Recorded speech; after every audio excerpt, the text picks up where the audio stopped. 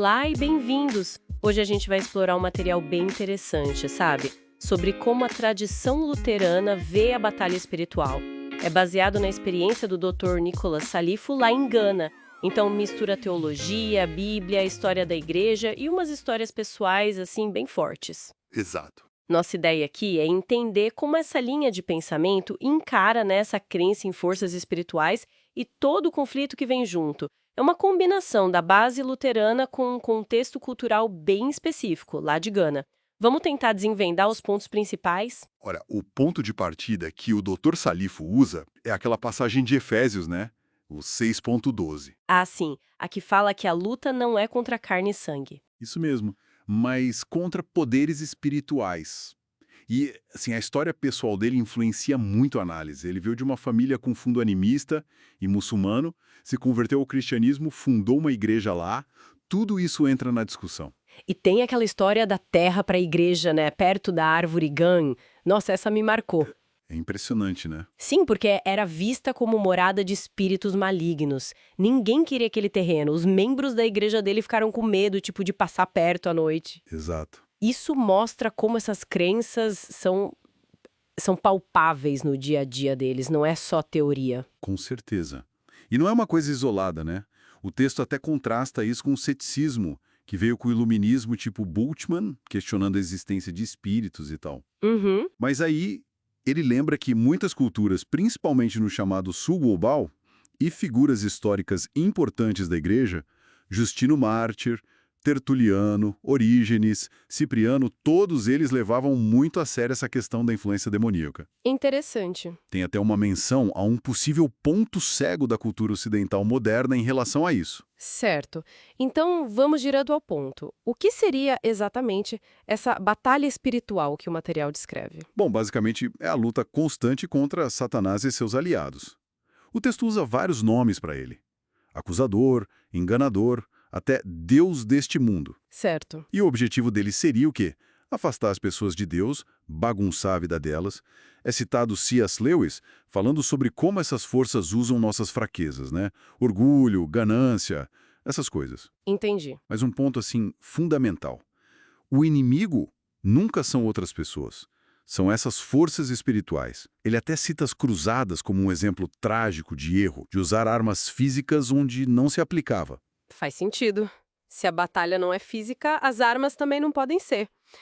Então, como essa perspectiva luterana sugere que a gente lute, digamos assim? Exatamente. As armas são espirituais. A ênfase principal vai para três coisas. Primeiro, a palavra de Deus, descrita como algo vivo, ativo. Uhum. Segundo, a oração, sempre feita em nome de Jesus. O Pai Nosso é um exemplo e as orações que Lutero fazia também. E o terceiro? E o terceiro, que é muito central para essa visão, os sacramentos. Ah, os sacramentos. Como eles entram aí? Bom, o batismo, por exemplo, não é visto só como um ritual, sabe? Mas como um ato que de fato liberta a pessoa do poder de Satanás. Ele te conecta com a vitória de Cristo. Libertação mesmo. Sim. Ele menciona que, lá em Gana, nos votos batismais, as pessoas renunciam especificamente a espíritos locais, a adivinhos e afirmam que estão protegidas pelo sangue de Cristo. A ideia é, se você foi batizado, você já foi resgatado desse poder. Entendi. E a Santa Ceia? Como ela funciona nessa lógica? A Santa Ceia é vista como receber o próprio corpo e sangue de Cristo, ter Cristo presente ali, fisicamente quase, te fortalecendo contra o mal. Uhum.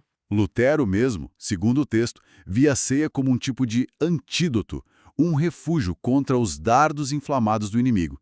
É uma conexão bem forte, física e espiritual. Interessante isso. Coloca os sacramentos numa posição bem ativa, né?